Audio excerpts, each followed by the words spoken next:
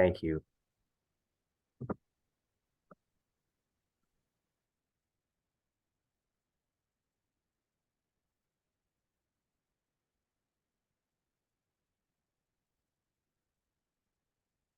Just get my screen in order here. Okay. Oops. There we go. Okay. Hi, good evening, everybody. My name is Alex Harper, and thanks for joining me on a Monday evening. Tonight, I'm going to be presenting on raptors of Southern Nevada and the Mojave Desert, and more specifically on the diurnal raptors. So we're not really going to be talking about owls at all today. This is going to be solely focused on falcons, hawks, eagles, harriers. We're leaving vultures out of this because vultures are not actually technically birds of prey, and maybe a few others. And I created this because I think that birds of prey are just absolutely amazing.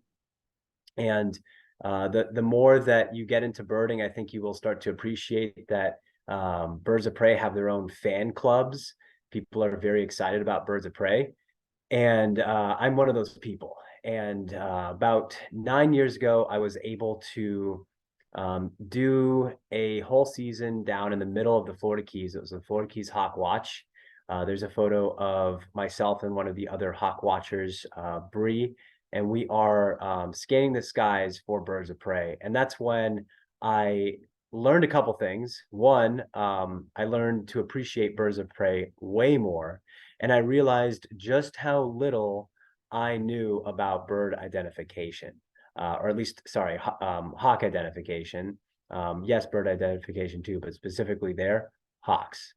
And this is not an uncommon thing.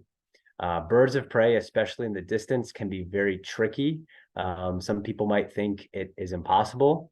Sometimes it might be, but I think with some practice and some with the right mindset, that you can start to turn those little specks into the sky into something that you might be able to recognize.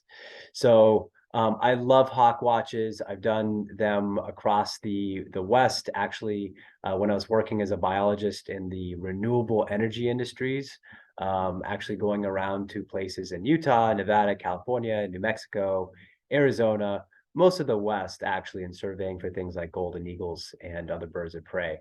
So I love following along with birds of prey, and I've learned a couple things along the way. And I've been birding with Audubon chapters for almost 21 years now, and I've birded with a lot of people that would consider themselves lifelong hawk watchers. And they've imparted a lot of information to me, and I'm hoping to impart a lot of that information to you in a way that that I'm hoping is kind of effective. I hope there's a lot that you will learn from this. There's a lot of information here. Some of it is going to land on you. Some of it might just go right past you. So, you know, we'll see what sticks at the end of this. But what we're going to be doing is taking a look at these diurnal raptors.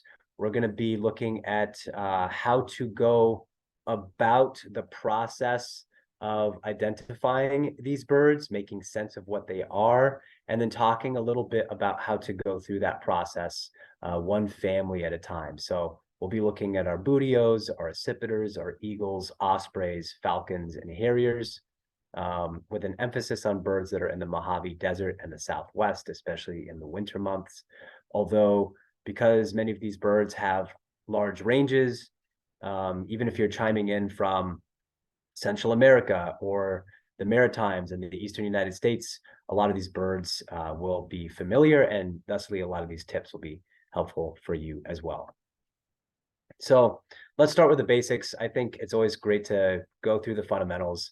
If you've been birding with me for a long time, especially with Red Rock Audubon trips, then you might be kind of bored of this, but I'm always going to return to these as our tried and true. You know, these are 5 fundamentals.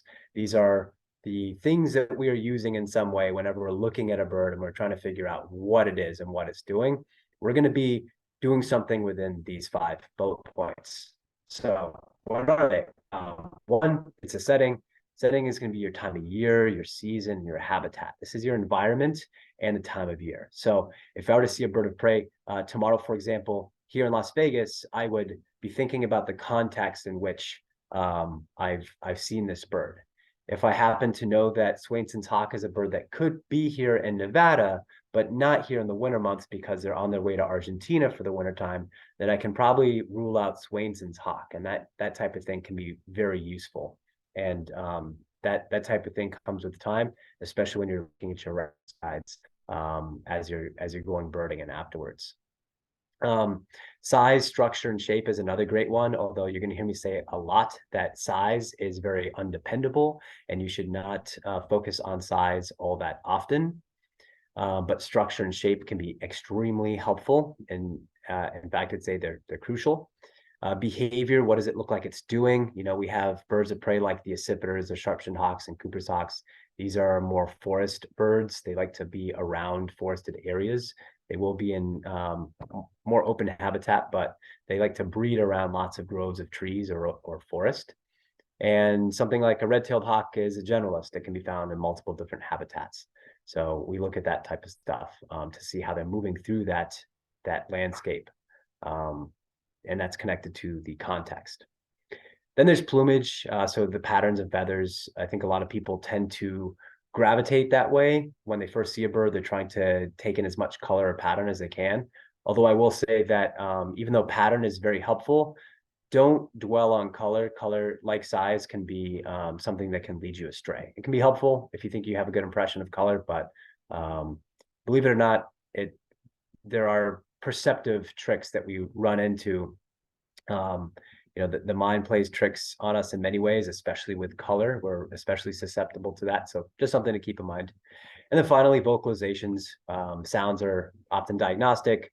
We don't often hear lots of birds of prey making sounds outside of the breeding seasons when they're especially vocal because they're being territorial.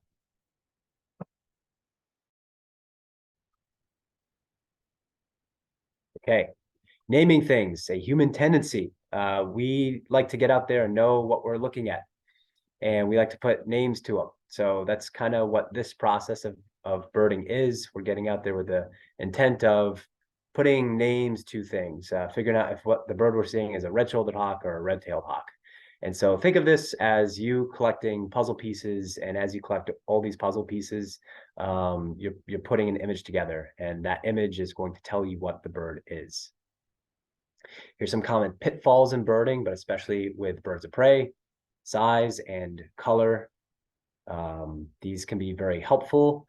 If you think that you know, you can say for sure the size of the bird, but I would only do that if you have a reference nearby. So if I saw a bird flying around in the sky by itself, especially blue skies, and there's no reference point, I would have a lot of trouble determining how big that bird is.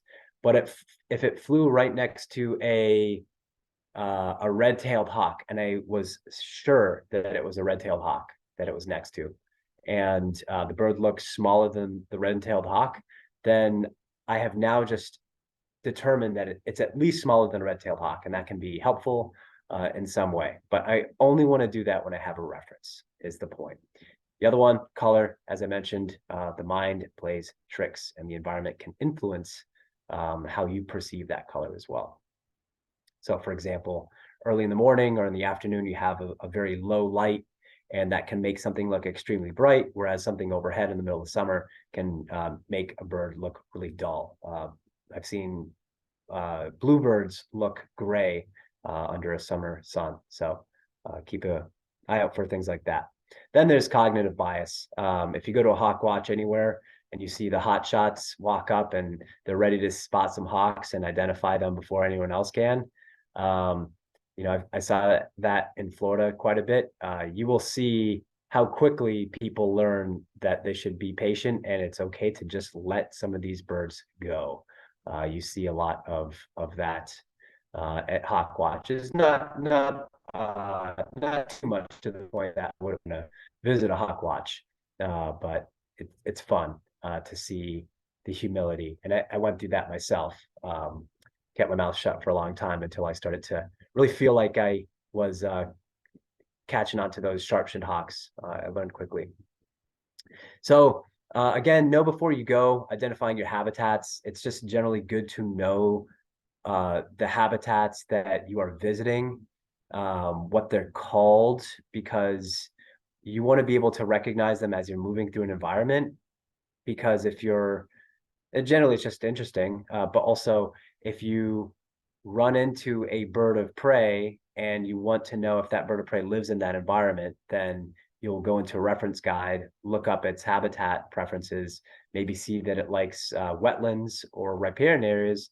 And if you can recognize that you're in a wetland or riparian area, that's going to be really beneficial to you. So one of the nice things about birding, or fun things about birding, is you get to learn your habitats and your environments and the plants and other animals as you go. So that can be extremely helpful. There are a number of different hawk watches in the West. Here are a couple of them. You can see the icons of binoculars on the right-hand side. Those are sites that are run by Hawkwatch International. You can see there is one in Nevada. That's up in the Goshutes in Northeast Nevada, a great Hawkwatch site in the fall. Most Hawkwatch sites in the West are in the fall, and these are places where birds of prey concentrate in high numbers as they're migrating along the ridges of prominent mountain ranges across the West.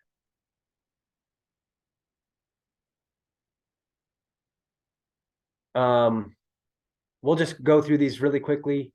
These are the 5 modalities kind of more explained, and then we'll start to move into some profiles of actual birds.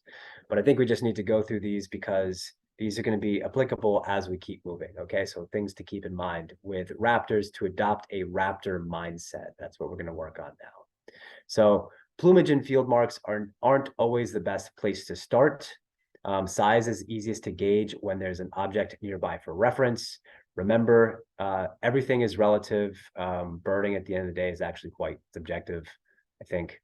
And remember, with when you're looking at a bird, if you removed all the color and pattern, you're left with a silhouette, you actually have a lot to work with. So really keying in on the shape or the structure of the bird is extremely helpful. When it comes to behavior, you'll want to pay attention to a couple things.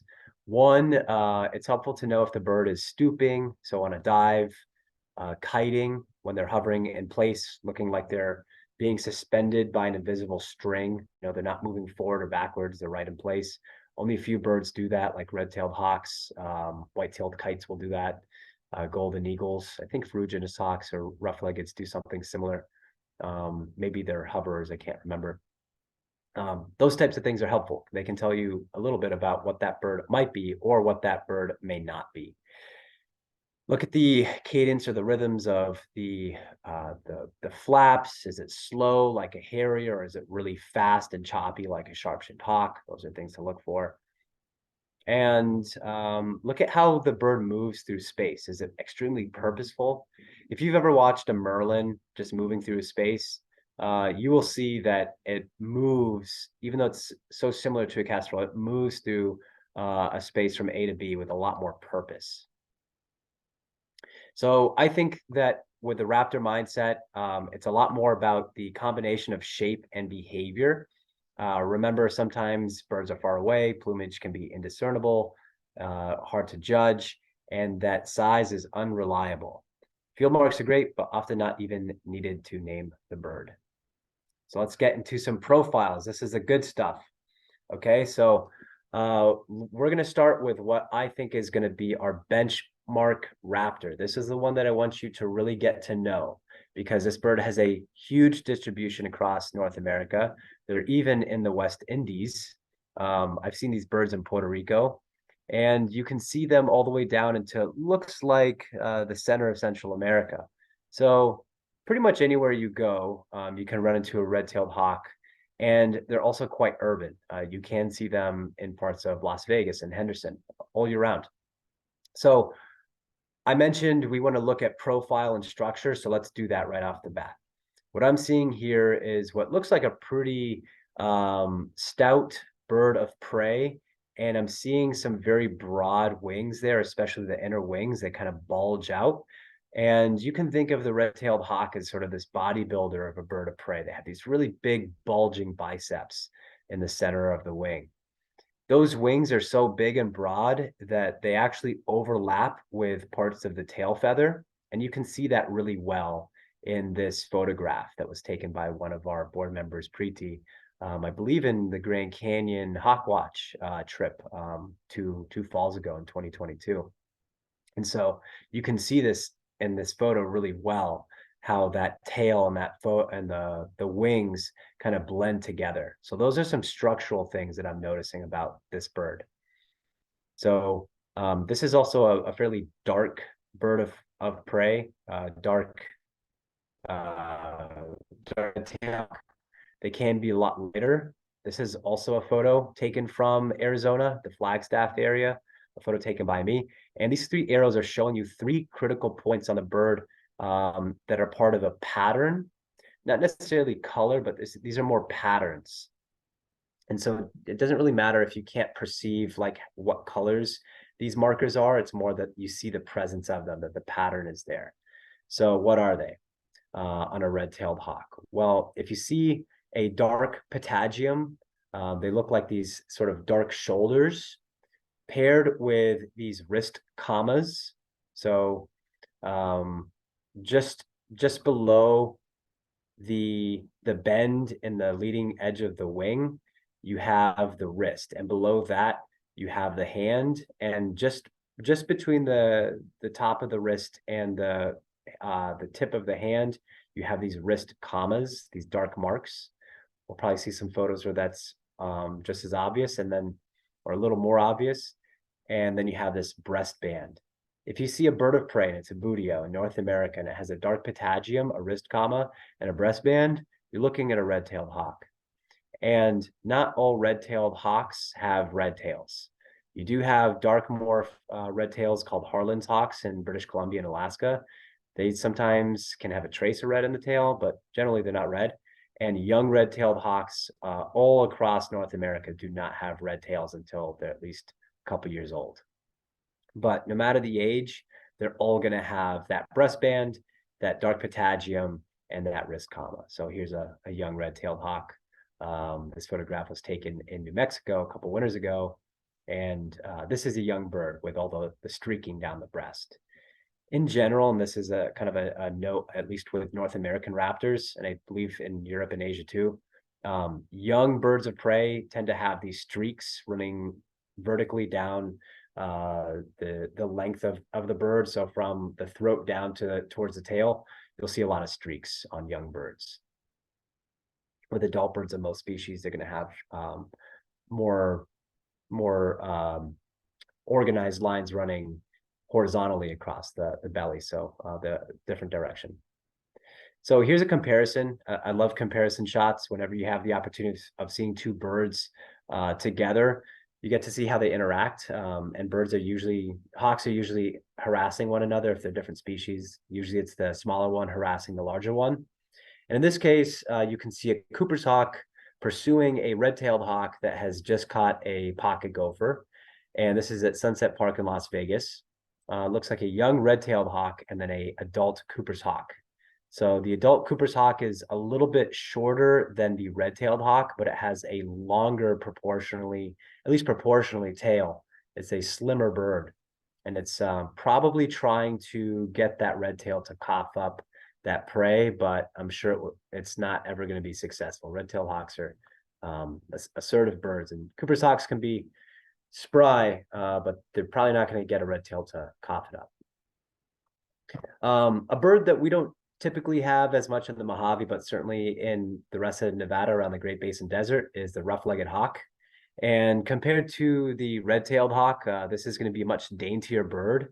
If I'm looking at the structure of this bird versus a red tail, I notice that the tail, the wings are a lot slimmer. They don't bulge out towards the tail. They don't overlap with the tail really at all. And so the structure of this bird is very different from my baseline benchmark bird of prey, the red-tailed hawk. The rough-legged hawk is one of the only birds of prey that has feathered tarsi. So what that means is they have feathers running all the way down their legs towards their feet. They have quite small feet.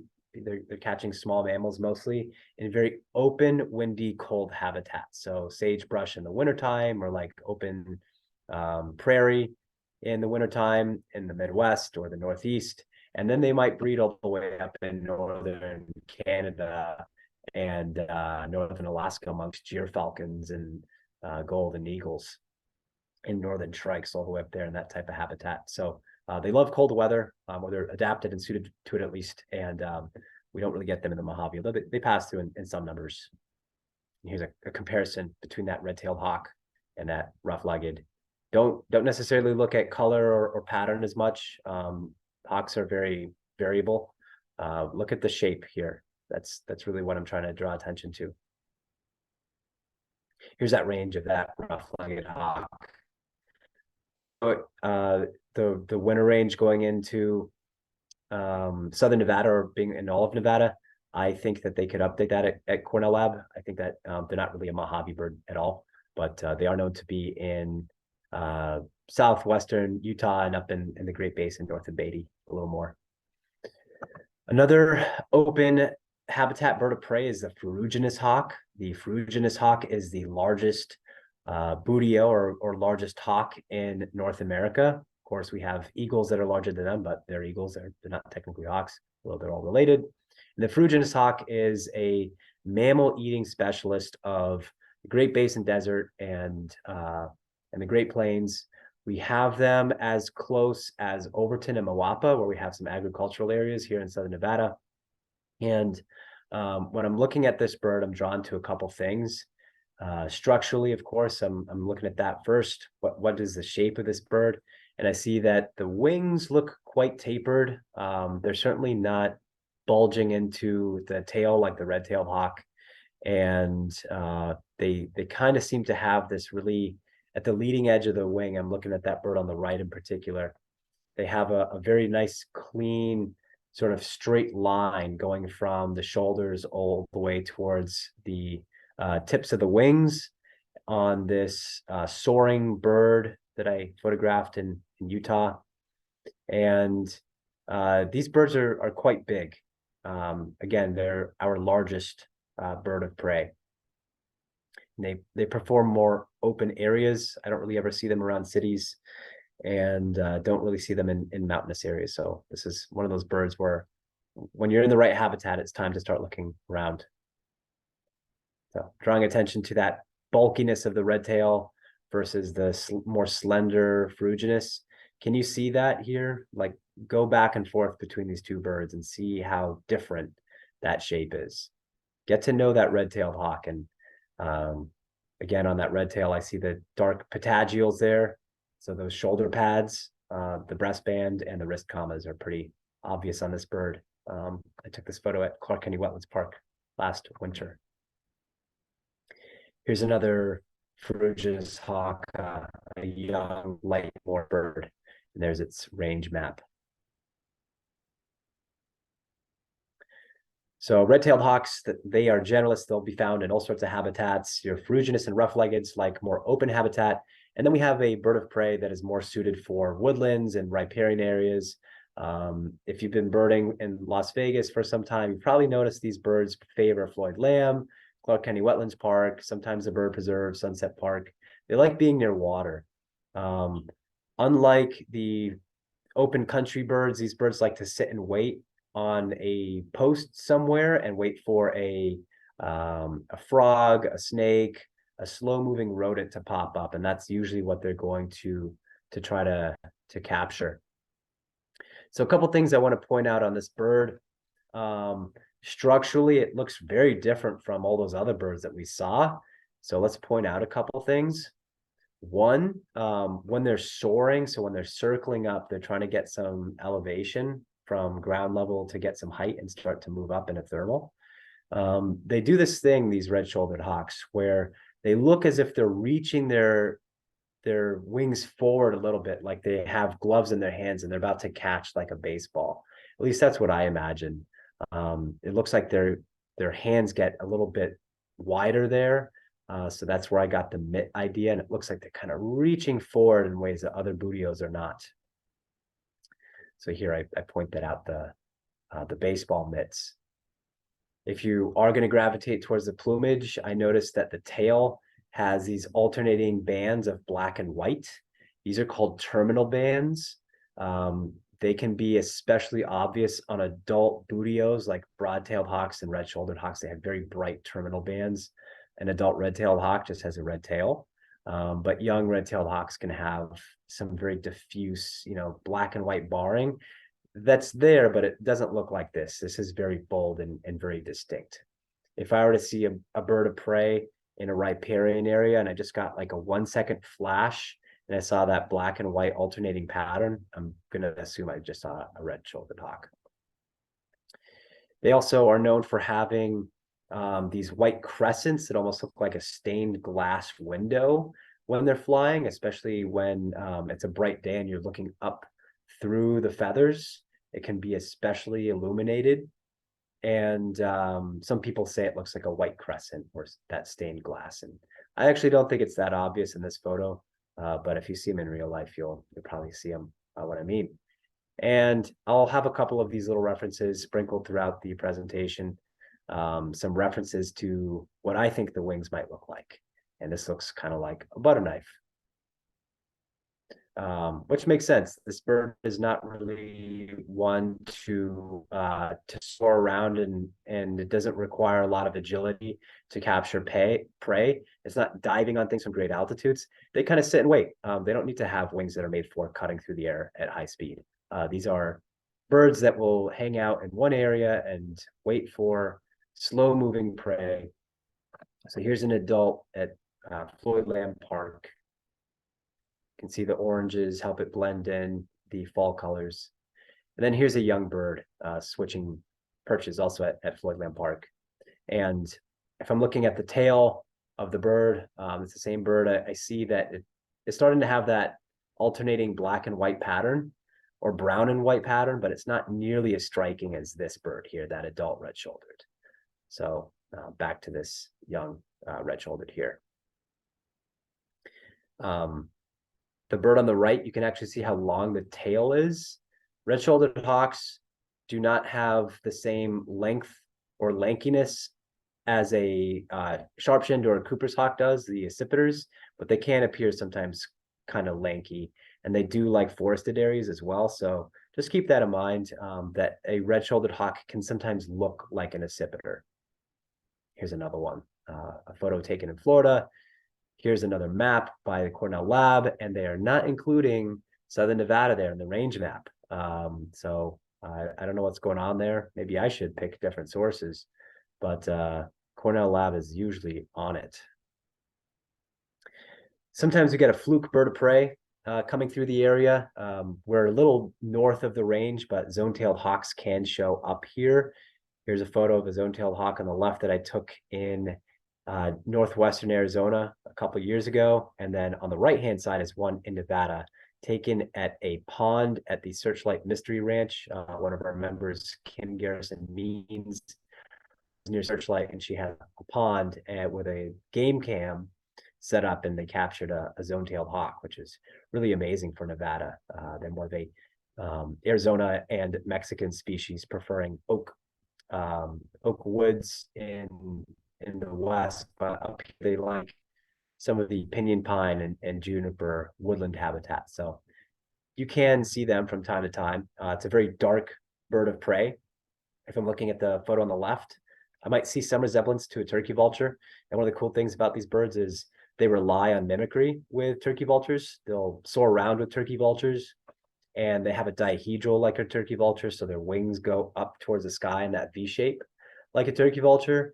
They have the two-toned wings like a turkey vulture. The zone-tailed is wider in the outside of the wing versus the silver turkey vulture, but they blend in. And so what they'll do is they'll circle around with turkey vultures, and most other animals see turkey vultures and they're not threatened by them. They ignore them. But every now and then something comes out of that flock of turkey vultures that's not a turkey vulture, and it dives down and grabs a bird, and that might be a zone-tailed hawk. So They are one of the birds of prey that actually relies on mimicry, and they will come through this area in small numbers. So those are some of our bootios. Red-tailed hawk is by far most common. We will get Swainsons in the spring and the summer. They're all the way down in South America right now. And you could get ferruginous hawk and red-shouldered hawk in and around the area.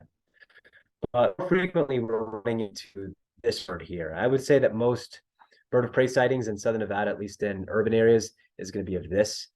This is a great bird to get to know. This is one of our forest hawks. It's a accipiter. And the accipiters are related to bootios, but they're not bootios. They're sleeker. They're made more for maneuvering through branches and tight spaces where they ambush usually birds, but sometimes mammals. And we're going to get into, in a couple moments here, dissecting the Cooper's hawk from the sharp-shinned hawk. And those two birds routinely come up as sort of like, they're like the next level in birding. You get to like another level and it's time to like tackle the boss that is the sharp-shinned versus Cooper's hawk, right? And that can take some time. So we're going to go through a couple of those things in just a second. But let's look at the Cooper's hawk first before we look at a Sharpie and then compare them. The Cooper's hawk, when I notice this bird, I see that really long tail. It's very sleek. It doesn't have really big, large shoulders that stick out. And the head I see is actually kind of flat at the top compared to a Sharpie, which would be more circular or rounder.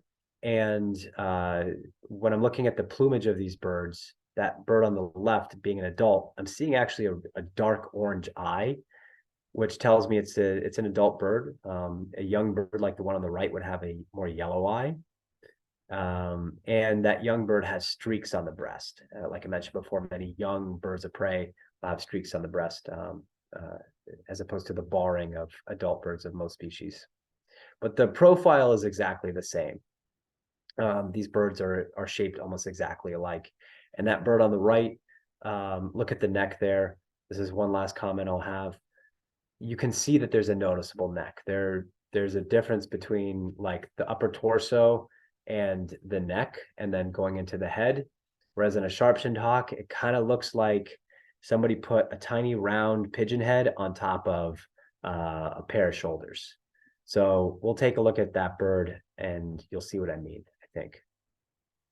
Here's a Cooper's hawk. They always look kind of upset and mean, especially when they're adults and have those red eyes.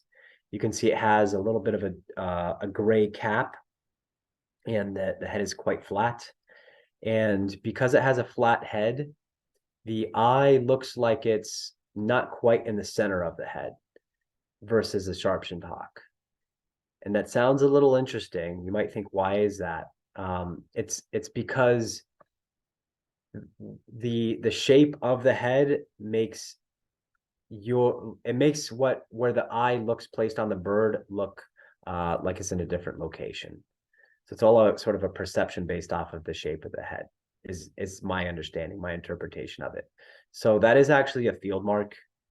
We'll see that in a moment. Here's a Cooper's hawk in flight. I think this is a young one. I'm looking at the back patterning. Yeah, it's a young bird. And I can see that head is sticking way out beyond the shoulders. On a sharp-shinned hawk, it wouldn't quite be sticking out beyond the shoulders. It would look more tucked in towards the body. And then another thing that tells me this is a Cooper's hawk based off of this kind of like difficult angle is the white fluff that's coming out on the just above the tail on the sides. It's kind of like a saddle. That saddle area where there's white, that's pretty unique amongst Cooper's hawks. If you were to see a Harrier, you'd notice that the white goes all the way across the top of the tail. On a Cooper's hawk, it's just the saddles. So those are Cooper's hawks. Here's the sharp-shinned hawk, which averages a little bit smaller, although female sharp-shinned hawks can be about the same size as Cooper's hawks that are males. And that is because female birds of prey average 10 to 15% larger than a male. So sharp-shinned hawks being the smaller of the two species, and the female being the largest of the two sexes, that female sharp-shinned hawk may be the same size as a male Cooper's hawk. So size, again, is unreliable here, but with time, you can start to pick them apart. This is a bird that I identified as a sharp-shinned hawk, and I see here a bird with really broad inner wings and really broad outer wings too. I wouldn't say they're pointed at all. They are quite broad. And I'm also seeing that the eyes look like they're almost popping out of this little tiny head. Whereas if I go back and look at that Cooper's hawk, I can see it's a lot longer and lankier, that Cooper's, with that head sticking out way beyond the shoulder. The sharp-shinned, it's just a tiny little head sticking out of the body. Here's a sharp-shinned overhead. I can see the broad wings, both in the inner wing and the outer wing. And I'm also noticing that that's a tiny little head, not much neck to it, as I mentioned earlier. And the tail tips are kind of squared off. Now, you might hear and read that the tail, the end of the tail being rounded or squared can be a reliable source for telling them apart. I don't find that that's always the case. It can be helpful. It can be an indicator. It can lead you in the right direction. And what people say is the sharp-shinned hawk has a squared tail and a Cooper's has a more rounded tail. But, you know, birds molt their tail feathers, and that can give you sort of the wrong impression. So don't rely on that as much. I'm going to go based off of the perceived head length. If it looks really short and round, I'm going to assume it's probably a Sharpie. I'm looking to see how far that little head projects up beyond the body. And I'm looking at the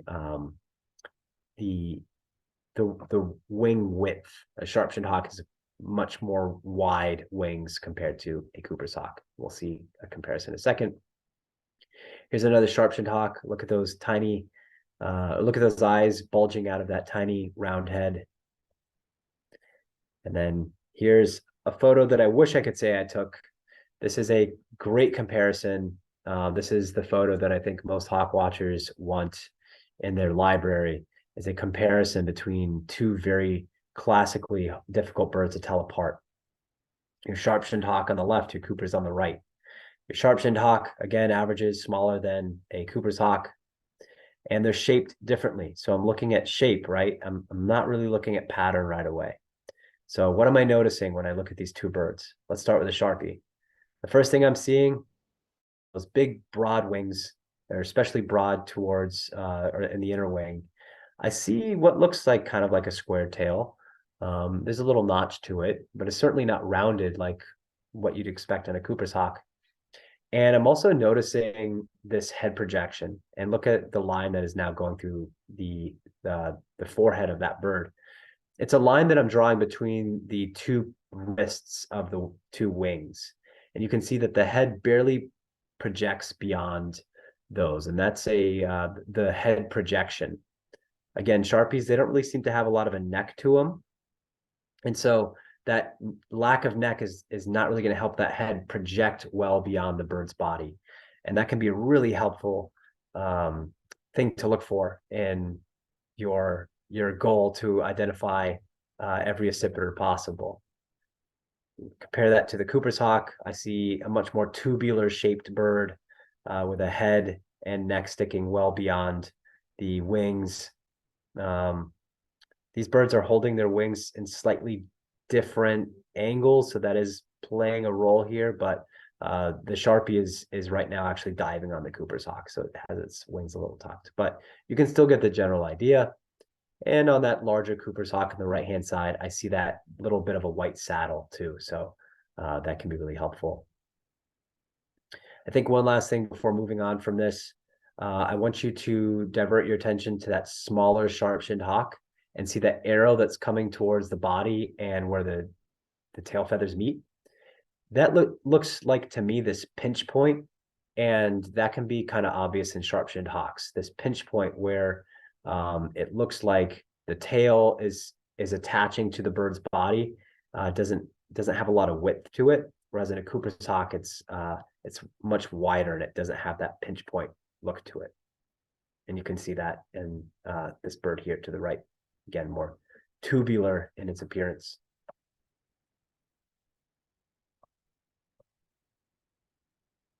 Here's a tool. Some people say that the sharp-shinned hawk looks like a flying mallet.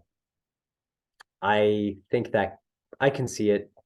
I would say that if I see a bird that looks like a flying mallet, and I think it's an accipiter or a Cooper's hawk, I would never think that a Cooper's hawk looks like a flying mallet. So by default, it has to be a sharp-shinned. So let's move on to another big group of birds here. We've got two species of eagles in southern Nevada. You've got your golden and your bald eagles. They are large, powerful birds of prey that usually target different habitats because they're after different things. So bald eagles tend to be more around water sources, large water sources in the wintertime. They're hunting fish. Golden eagles are more like bootios. They're found in more arid, open areas, and they breed here year round. They're found here year round and maintain territories because they breed on cliffs on many of the mountain ranges in Nevada. We have 330 mountain ranges. Most of them are going to have golden eagle territories on them. So here's a photo of a golden eagle that was gliding way above me over at Cactus Springs in northern Clark County a couple of years ago. And let's cue in on this bird's shape. This is a huge bird. It was moving over the landscape like almost like a plane would in this really direct line. And I noticed how big it was. And then when I put the binoculars up on it, I noticed that the wings were pretty thin coming out of the body. And it kind of has these really sort of like this long-handedness to it. You can see that if you maybe remove the head and the tail of that bird, it would look like one of those mustaches that you put on, like in a cartoon, like a fake mustache. It kind of has that shape. And those types of things help me. Like I remember those things forever. So you're welcome. Hopefully you see it and you can never unsee it. The next time you see a shape like that in open country Nevada, you'll know you're looking at a golden eagle. I'm also noticing the coloration of this bird, pretty uniform dark. If I see a really large dark bird and it's an open habitat and it has this smaller head and this actually fairly long tail, I'm probably looking at a golden eagle. Here's another photograph of one. This is one where you can see the occasional inner white in the hand of golden eagles. And in this this photograph, I like that you can see that the head is actually quite small. The tail is fairly long and thin. And look at the size of those talons. The golden eagle is a mammal eater. They're going mostly after mammals, and 75% of their diet in Nevada is made up of lagomorphs. Lagomorphs include the rabbits and the hares. So black-tailed jackrabbit is the preferred animal, but cottontail rabbit is probably the more abundant one, and they're eating both of those primarily in the state. Bald eagles, on the other hand, are going more after fish, and their talons are not nearly as large. Not my favorite photo, but these are two golden eagles. I took this over near Red Rock Canyon, very close to Summerlin, actually, where Summerlin meets Red Rock Canyon. And these birds will maintain territories in the wintertime. They start to breed really early, like starting in January, they'll start to begin becoming very territorial. So if you see two very large, dark birds that you presume are eagles around cliffy habitat in wintertime, I would never expect that to be a young bald eagle or a pair of bald eagles. So you're probably looking at Goldens. Bald eagles, on the other hand, they like to be around water. There's a pair that might have successfully bred at this point over south of Hoover Dam in Black Canyon. But for the most part, we start to see them in the wintertime as they come down and they're hunting for striped bass and carp and all the things that live in Lake Mead and the Colorado River. And bald eagles, they take about 5 years to reach that iconic white head, white tail, dark body. And every year leading up to that point, there are a variation of mottled diffuse brown. And here's a great example of a young bald eagle. It's not clean cut like a golden eagle. It's dark brown, but it's not that like clean sort of uniform brown with nice clean white patches in the wings like this golden eagle here. This is a cleaner looking bird. That bald eagle, when they're young, they just kind of look like a hot mess. And they have more of a plank shaped wing. They have wider wings. So the bald eagle, they have those much wider wings from the base of the body all the way out. Some people say they look like planks or 2x4s, and they hold them right alongside, coming straight out of the body. Whereas a golden eagle, it has a dihedral. And a dihedral is what a turkey vulture has. It's where a bird will hold its wings up and make this nice shallow V held up towards the sky. That's something that a golden eagle has. And so from a distance, sometimes you might think you're looking at a turkey vulture, but it might be a golden eagle. But a bald eagle is going to look very different even from a distance. You'll notice the flatter wings and the plank-like shape to them. Photos of bald eagles taken over near Flagstaff. We've got an adult one on the left with a coot that it just captured. And then on the right-hand side is a younger bald eagle. You can see it has tags on the feet. So this is a tagged bird, and it's being harassed by a red-tailed hawk. And you can really see how much larger that bald eagle is next to a red-tailed hawk. All right, here's a bird that tends to be a favorite for a lot of people. It's the osprey. This bird is kind of on its own. It's monotypic in that there's really only one thing like it in the world, and it's been very successful across the world. The osprey is what we sometimes refer to as a cosmopolitan species. It's a worldly species. They are found on 6 of the 7 continents. Can you guess which one they are not found on? It's the one with penguins. They don't do well on the continent that doesn't have any trees or places to nest or any sticks to use to make a nest, although there are probably plenty of fish there. The osprey is a fish eater, and they don't breed in southern Nevada, at least that I know of. It's probably a little bit too warm and not enough options for them, but they do come down in the wintertime and in the winter months to spend time hunting for carp and fish along the Las Vegas Wash and some of our parks like Sunset Park and Floyd Lamb, where they're stocked by the Nevada Department of Wildlife. So they're eating fish there. When I see an osprey, the shape is really unique to me. The bird on the left is kind of showing it off right now. They have this like very gentle sloping arc where the shoulders meet the wrists, and then those move down and kind of make this like shallow angle. And to me, the bird always has this squished M shape. Like imagine the letter M and it got squished down and condensed, not all the way, but just most of the way. And it was just like flying around in the distance. There's nothing else like it in our area of the world. They can look like frigate birds in some places at a distance, but we don't have frigate birds here typically. So if you see that squished M circling around a water body, you're probably looking at an osprey.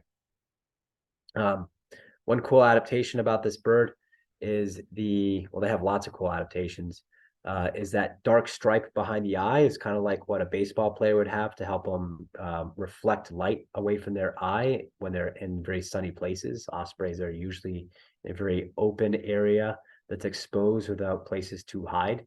So they have that nifty adaptation. And when they catch a fish, they have fibers in their, or these follicles in their talons, in their skin, that help to grip the fish. So those little follicles go into the scales of the fish to help them hold them tight. Kind of like a gecko is able to climb glass because it has follicles going into all the little cracks that exist in glass that we can't see. It's kind of the same idea. It gives them some additional grip. Suction cups are not a part of that equation for ospreys or geckos, believe it or not.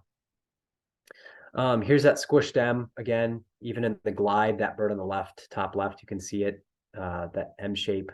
And then again on the bird on the right, that's at Lake Mead.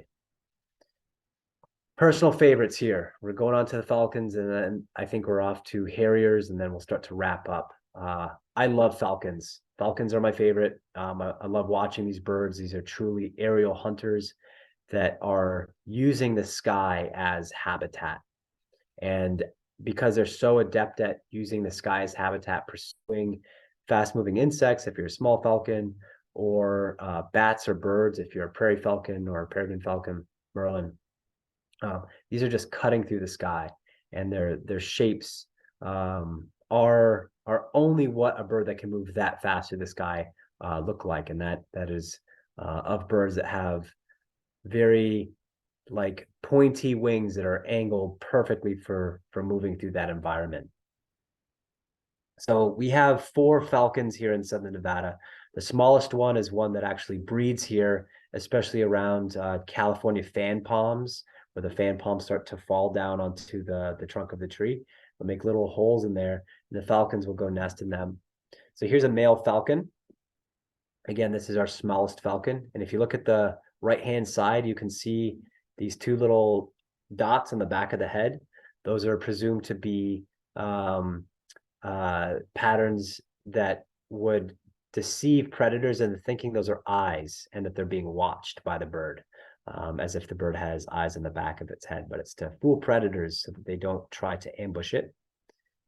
And when they're in flight, these birds, you can really see how pointy those wings are. In both of these photographs, you can see, unlike the sharp-shinned hawk earlier, where I couldn't stop talking about how broad those wings are, we can see that the kestrel has very angular wings, like most falcons do.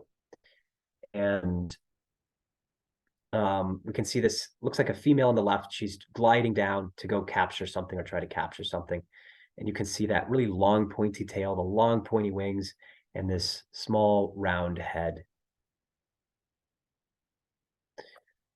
Not often, but sometimes we get the slightly larger merlin, and the merlin averages a little bit darker. It's usually going to present as darker than a kestrel. I don't see them often, although the last 2 winters I've seen more and more of them. Maybe I'm just looking and I'm more aware. But they are around. And this tiny falcon is slightly different from the kestrel in that it's more of a bird eater than a insect eater, although they will eat dragonflies and butterflies. And these birds are just so fast and they have a ton of attitude. If you see a merlin moving through space, you will notice just how decisively and purposefully it's going to be moving. It's not really changing its trajectory all that much. It's just kind of keeping a straight line with very fast, purposeful wing beats, versus a kestrel, which is more butterfly-like. It's a lot more, it's a little bit more fluid and lazy in its movement, whereas the merlin is moving a lot more fast. So I think that can be a great way to tell these 2 very similarly sized falcons apart. The merlin tends to be darker as well, as I mentioned, and its wings are a little bit broader and more like a peregrine falcon in shape. And we'll see what I mean in just a moment when we get to the peregrine falcon. Moving on to some of the larger falcons, so the prairie and the peregrine, we've got a prairie falcon. And the prairie falcon is probably a little bit more common than peregrine falcon if you're out in open habitat, although you can find them here in the city as well. And it's about the same size and shape as a peregrine falcon. It's kind of hard to tell them apart based off of those things. But fortunately, one thing that a prairie falcon has that's really obvious are the dark armpits. And if I'm looking at the bird on the left there, I'm looking under its wing and I'm seeing these dark armpits. The technical term are axillaries. I'm pointing them out there. They almost look like struts too that are supporting the wings on the body of the bird. If I'm looking towards the head, I see that it kind of has this little mustache coming down from the base of the bill, and then a little bit of dark behind the ear. And that's going to be different from the peregrine falcon. And we'll see a peregrine falcon in just a moment. I've read that they are slightly slimmer bodied than a peregrine. I can't tell that personally, but I'm sure some people can. And here's that peregrine falcon, very similar in size and shape to the prairie. And I'm looking at the shapes of these wings. Like that does not look like a Cooper's hawk to me, or an osprey to me, or a bootillo to me. This bird obviously is made for cutting through the air. Those really pointy wings that almost look like a kitchen knife in a way. Very different from the butter knife of the red-shouldered hawk, huh? You can see how referring the shapes of these birds' wings to something that is familiar to you can have a lot of utility. So back to the shape and size of the bird. Size and shape is not going to help me differentiate it from a prairie falcon, but I do notice that it does not have the very dark armpits. I mean, yeah, there's a little bit of dark there, but it's not like that on that bird on the left, this prairie falcon. That is very dark, super contrasty, whereas this is not. So I'm happy that prairie falcons have those dark armpits to tell them apart at a distance. Looking at the head, I do not see that mustache like that prairie falcon had. And I don't see that little ear patch. What I see looks more like a boxing helmet, like that when people are sparring with a boxing helmet and they're not actually entering like a real boxing match. They're just sparring with somebody. They'll put that on for protection. It looks more like that to me than what a prairie falcon has. Okay, one of our last raptors, one of my favorites.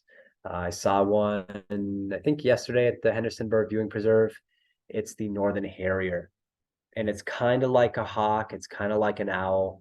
They're kind of their own thing.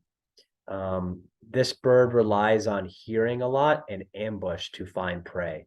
So the way that this bird typically moves and hunts is it's going to be moving over a very open area, usually just a couple feet above the ground. And it's not really flapping all that much.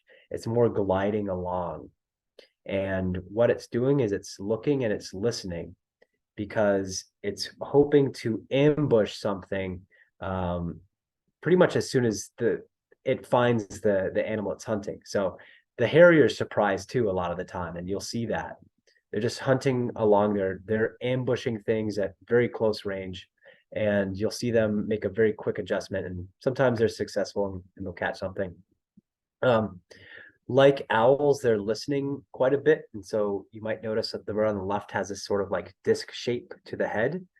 Like a barn owl, it will be listening by having sound be directed to that satellite dish of a cup shape on the head, directing sound towards the ears to help them pinpoint sounds more adeptly than other birds of prey would, which is a really amazing adaptation. If I'm looking at the bird structure, I'm noticing a very slim tail and very long tapered wings. They do not look like the butter knife of a red-shouldered hawk. They don't look super broad like a red-tailed hawk. And they don't have the wings of any falcon, so they're not really pointy and knife-shaped. And I'm noticing this fairly round head as well. When they're gliding along, they're very elegant and they flap very slowly typically. And when they're flapping, they have this motion with the wingtips that almost look like they're casually dribbling a basketball. And that would vary quite differently from most other birds of prey, where a peregrine falcon looks like it's more like cracking a whip, or a sharp-shinned or a Cooper's hawk. They're going to have a lot of fast flaps and then a quick glide, a series of fast flaps and a glide. That would tell me that if I saw that I'm not looking at a Northern Harrier, because the Northern Harrier is very fluid. So be paying attention to the cadence of flapping. That can tell you a lot about what you're seeing. Nice size or shape comparison between the peregrine and the harrier there. Take that in. One looks more like the flame on a lit candle, the harrier, and the peregrine looks more like a kitchen knife.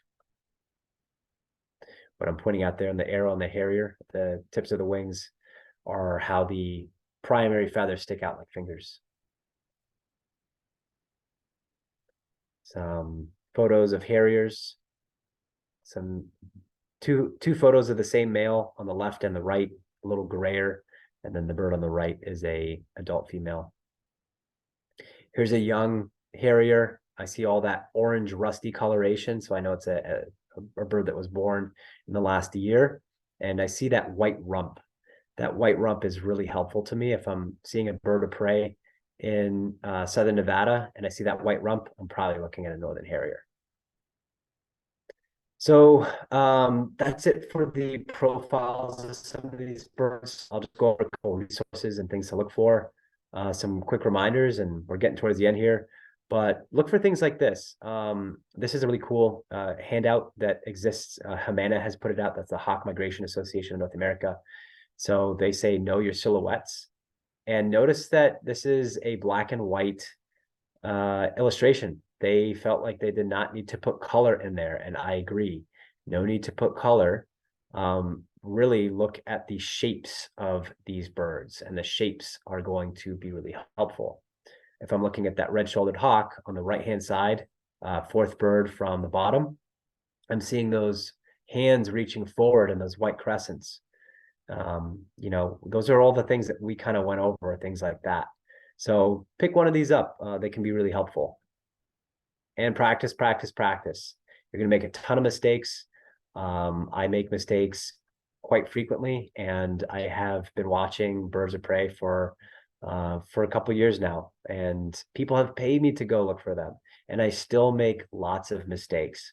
If there's anyone out there who's saying that they're not mistaking sharp-shinned hawks and Cooper's hawks some of the time, I would say they're probably making it up. So get out there and make some mistakes. You can keep in touch with me by going to alexharper@redrockaudubon.com. I love knowing what you make of these types of things. Let me know if this was too much information, if there's some things that I could have put in there that would have that you thought I totally missed out on. I love that type of feedback. And yeah, get out there and go practice. Christmas bird counts are coming up really soon, and that's a great way to get out there and see a couple red-tailed hawks and Cooper's hawks, maybe some Ferruginous hawks if you're going to Muddy River. And yeah, get out there and keep practicing. Watch these birds of prey. They are tons of fun. So I hope that this was helpful to you. I'm going to go ahead and stop sharing.